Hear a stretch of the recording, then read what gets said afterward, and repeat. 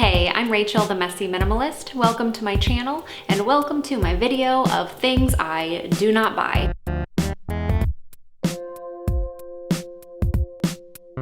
This video has been one that's been on my mind for a while because practically everyone else has done one of these videos. Now that everyone else has done their version of it, I'm finally ready to do mine. Here are 20 things that I no longer buy since I started my minimalism journey, but really even some of these before then. And they have not only helped me to have less stuff, but also they've helped me to save money, which is a big part of why this video is coming after my last video, which was different ways that I save money on a day-to-day basis. So once again, I made a list on my phone. One of the things that I do not buy, and I haven't bought for a very long time, is dryer sheets. They are filled with artificial fragrances and stuff that I don't actually want on my clothing. I don't want to be breathing it in. I don't want it on my children's clothing. We haven't bought them for years. I don't really miss them. The only time that I notice the effects of not having a dryer sheet is during the winter when it's particularly dry and our clothes get very staticky. Liquid shine stuff for the dishwasher. Okay, so I don't know what this one's actually called. It probably goes by a bunch of different names, but that liquid stuff that you put in your dishwasher to make everything shiny, lemon shine, I'm not really sure. What we use in our dishwasher to keep our dishes nice and shiny is white vinegar. That does the trick. We just put a little dollop of vinegar in the main wash part every time we run the dishwasher, and we have very, very hard water, and I'm telling you, white vinegar does the trick. So that just replaces expensive dish shiny stuff. We do not buy the liquid dish shine stuff. The next one is face lotion. I haven't bought face lotion for several years now. We buy one type of lotion. It goes all over our body and every single family member uses it. And it is Burt's Bees Baby Lotion Unfragranced. We buy it in a pack of 3 off of Amazon. We do subscribe and save. So we have that automatically delivered to us on, I don't know if it's every 2 months maybe, but we've figured out how long it takes us to go through these lotions as a family, and we just have it shipped to us automatically. It can take a little bit of time to get used to not having your special product. Like for us, not having a special face cream, there was maybe a small adaptation period where our skin got used to this one cream, but in general, we don't have any acne issues. We don't have any clogged pores. It's overall a good face cream with no farbins and poly whatsits. It's all pretty good stuff. So I recommend that one. Easy peasy. The next one is bottled water. We don't buy bottled water at all. Bottled water is such a cheap thing to buy. You feel like you're losing money not buying it. You're like, how can I not buy a 24 pack of bottled water when it's like $2.50? But that's a lot of waste every single time. You're just wasting that plastic. Maybe you recycle it, maybe you don't. Not to mention that plastic is probably not good for your body. All those sips that you're taking out of bottled water, I'm not a scientist, but I'm not gonna take the risk of getting all that little bit of plastic microparticles in me. So no bottled water for us. Let's see. Juice, that's a good one too. So another thing that we don't buy is juice. Our household just drinks tap water, coffee, and occasionally tea. Well, actually we do drink beer too, but anyway, we don't drink anything else on a day-to-day basis, and the one exception is when we need to get prune juice for our toddler, but other than that, juice is just something we don't purchase. Not only has it saved money on a day-to-day basis, but it also saves money in future cavities and awful stuff that's gonna happen from consuming all that sugar. Probably health issues that'll happen too. Overall, no juice for us. No juice for you. No soup for you. Seinfeld, anyone? No, okay. Okay, so I've talked about this one before, but I do not purchase experimental makeup or beauty products. Let me say this again. I purchase my set of beauty products that have been tried and true. I have 5 products that I wear every single day. Today I'm only wearing 2 of those products. But generally I'll wear like an eyeliner, a shadow, mascara, bronzer, and eyebrow cream. So that's my 5 that I typically wear. I'll have to do an updated video on that at some point, but they're practically the same 5 that I've worn for quite a while. And other than that, I don't purchase anything else. And that's a really big way to save money, is to just not allow yourself to be like, oh, what would I look like with this shadow? This new brand of shadow, it's supposed to be better. But the point is, I have definitely had my fair share of experimental products that I've purchased. Those fake lashes, which I showed you guys a while ago. I've definitely bought different colored lipsticks and things like that. But in general, every time I've done that, they've always been a waste. I've never ended up keeping them or mixing them into my routine. So I'm pretty well set on not buying that anymore. That's just stuff I don't buy. I only buy my 5 main makeup products. So makes it very easy. You go to the store, you don't need to consider something new. Why mix in something new when you already have a good routine? Just my opinion. Not to say, there's actually a lot of you who I know like to wear different makeup for different occasions, so nothing wrong with that. I think if your set of makeup is, 20 products or whatever it is, if you have ones for your work day look and ones for your night out look and ones for your weekend look, I get that. I think it's important though to just know these are the makeup products that I use, and therefore I don't need to keep on buying new products just to see. So that's all I'm getting at. The next one that's kind of in the same vein as that is makeup remover. I don't buy makeup remover. I just use the same soap that we use to wash our hands, and I wash my face with that same soap. If you have a good soap, it should do the trick. Lather it up really good, use some nice warm water, and just wash it away. Sometimes I do need to really kind of lightly circle under my eyes, or even lightly get my eyelashes to make sure that all the mascara comes off. But in general, regular soap does the trick. Makeup remover can be really expensive. I think the stuff that I used to buy was like $17 for a very small bottle. And even the regular Neutrogena kind might be $6 a bottle, but that's $6 that you don't need to spend because hand soap actually does the trick. If you have a good quality natural soap and it's not full of kind of ucky chemicals and artificial fragrances, your skin will do fine with it. I think that's a big misconception, is that people are like, well, why would I use that on my face? It dries out my face. Well, it probably won't dry out your face if you just have a milder soap. So anywho, and it cleans just as well. Just throwing it out there. The next thing that we do not buy is perfumes or colognes and artificial scented candles. Just scented candles in general. I really like scented candles, I'll say that much. That's something that was really difficult for us to drop off, but ever since we learned about just kind of the not good things in fragrances, you have to be very careful about what kind of fragrance you're actually using. Is it fragrance from an oil, like a natural essential oil, or is it a fragrance from goodness knows what bizarre chemicals? That's something to consider. So in general, we just don't do any kind of artificial fragranced stuff, and that counts perfume and cologne.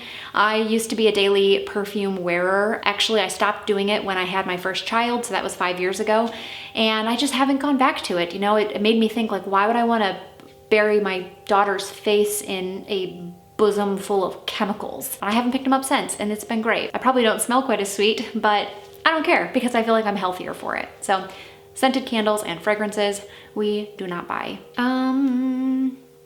Straws. We don't buy straws. That's something that we stopped buying, I don't know, a couple years ago when we started learning that, oh my gosh, straws are creating a whole bunch of waste mess and they're just everywhere. And they're a one-time use product. It's just, you get this information in your head and you suddenly can't unlearn it, and I think that's kind of the rabbit hole that is minimalism, which is just educating yourself and understanding the impact that we as humans have on the environment. And straws were one of those things where that was just easy to stop using. It's like, why not? It's very easy. So we do now have a set of silicone straws and we have some metal straws, and we really only have those because our daughters like straws. So that's kind of been our trade-off, is having those. And I've definitely seen ones where people can actually take them with them, like a little straw carrying case. Sounds pretty cool. We don't do that, but I would be in favor of it. So we do not buy straws. The next two, I guess, are plastic toothbrushes and also plastic tubed toothpaste. But I'm sort of lying because I did just buy a plastic toothbrush for my youngest daughter. So I'm lying, I'm a liar. For the most part, we do not buy plastic toothbrushes. We have the bamboo toothbrush packs that we'll buy. For us, they last a pretty long time. For our daughters, for whatever reason, they just like gnaw on the toothbrushes, so they really go through the bristles of them. I'll actually link to a couple products in my description just so you guys can check out what we do use as alternatives to some of these other products. So it's kind of a push and pull. It's like we do buy toothbrushes, we just don't buy the plastic ones. Same with toothpaste. It's not that I don't buy toothpaste, we just don't buy plastic toothpaste or like plastic bottle toothpaste. We started using Bite toothpaste pellets, tablets, I don't know what you call them, but you basically just put it in your mouth, you chew it up, you brush your teeth. Unfortunately, there's a little bit of a, like, this one kind of backfired. I probably shouldn't even include this one, but I'm gonna do it anyway because that's what I'm here to talk about. But it kind of backfired on us because once we moved to toothpaste pellets, we realized that they did not have fluoride. So we ended up buying fluoride mouthwash, which is not something we used to buy. So we used to be a no mouthwash family. Now we're a mouthwash family just so we can get that little dose of fluoride. Let's see. Baby food, that's a good one. So we don't buy baby food. We never bought baby food. Our first child was baby-led weaned, I guess you'd call it. So she just had basically whatever human food. I mean, it's all human food, but she had whatever adult food we were eating. We would just cut it up into small pieces and cook it extra soft. And for our second kiddo, we, for a little while there, did buy baby food, but pretty quickly tapered off on that. And we're just back to a no baby food family. So everything that we eat, they eat, and it's worked pretty good. Ooh. Okay, the next one is manicures, pedicures, and facials. So I've actually never gotten a pedicure before, but we don't buy any kind of nail manicure stuff. It's not a service that we use. Pedicures, same thing, we don't do them. And facials, I don't even really know what a facial means, but I think it just means, you know, going and having your face washed specially by a service. I don't even know. I am not the person to talk to about that stuff. And I'm not saying that you shouldn't get manicures or you shouldn't get pedicures or you shouldn't get a facial. It's just something that we don't do. And it saved us a lot of money. So we just feel good in the fact that we don't buy those things. So anyway, to each their own, we don't buy them. So the next one is souvenirs. There's gonna be an occasional time where we will purchase something. We're all human, right? But for the most part, we don't buy souvenirs. We do love to eat out when we travel. We love to engage in activities and services from that area. And we like to buy postcards and send letters back home. We definitely aren't buying souvenirs for other people. We would just do letters or postcards, so. Okay, another thing that we don't buy is gym memberships. We don't pay for gym memberships. We don't just not pay for them, we just don't have gym memberships. We will do different types of fitness activities here at home. My husband will do free weights, but we try to do most of our activity outside here, and we'll do the kinds of stuff where you just pit your own weight against itself. And I will do interesting little tricks to try to, actually no, that's another video, never mind. I'm gonna talk about this later, but yeah, we do not have gym memberships. Another thing that we don't purchase are things from shopping parties. I'm not really sure what the name for those would be, but it would be like, you know, Facebook parties, those online parties, or what are they? They're like, you know, like there's like jewelry parties or lingerie parties or Tupperware parties. I don't know, you know, book parties. There's those things where they'll come to your house and you'll all sit down and you'll have this party and then people buy things. I love supporting my friends' businesses. I try to not poo-poo on somebody's home business, and when their home business is throwing those parties, I'm definitely in favor of that. And if I can help to spend money and help encourage their business to thrive, I will, but we basically don't participate in those kinds of parties. And it's just because if we need something, we're gonna go out and purchase it ourselves. It's very rare for somebody to be able to come to my house or come to my computer and show me things that I didn't know I needed. Usually, we already know what we need. So if you're watching this and you've asked me to go to a party, that's the reason that we don't ever say yes, is just because we don't do those parties. Yay, boom. Okay, check. But I love you. Okay, another thing that we don't buy, or at least we try very, very hard not to buy, is individually wrapped things. So one exception to the rule is we do find ourselves buying like granola bars and things like that, which are definitely individually wrapped. So there are things that make their way into that realm, but I guess that's a tough one. So a lot of things are individually wrapped. For instance, like we will try to buy a big container of applesauce rather than individually wrapped little pouches or cups. We try not to buy individually wrapped things. There's probably a good percentage of stuff that makes it through that threshold, but it's something that we're working towards. Convenience store stuff. Convenience store stuff. We don't really go to convenience stores.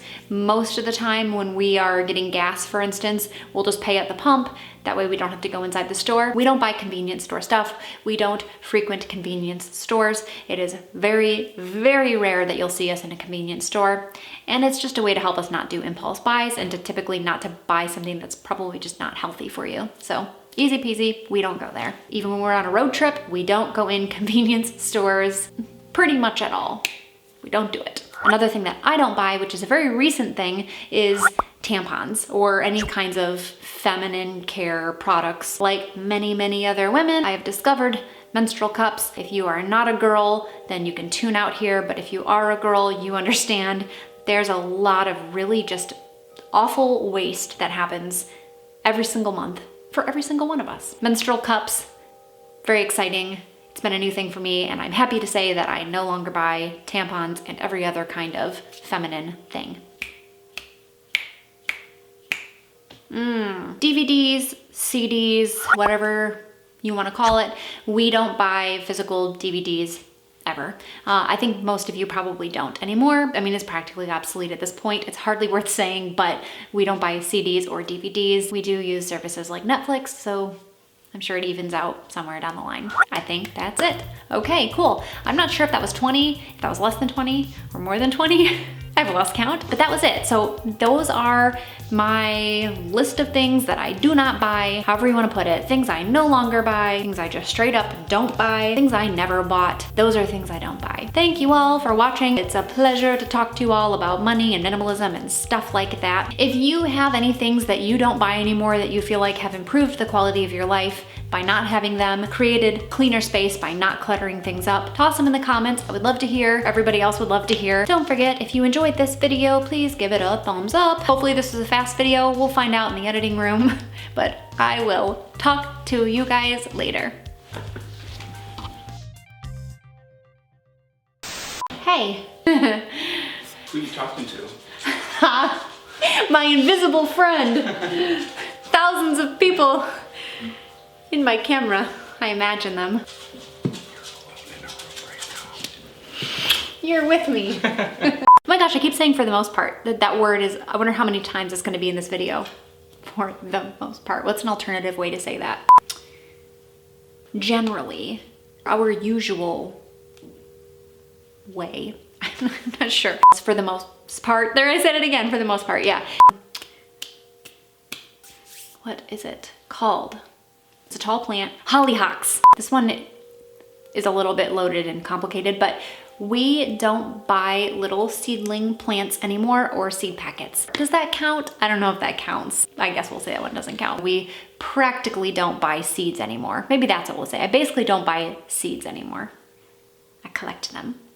Kind of getting used to it, but for the most part, oh my gosh, there I said it again. Bah!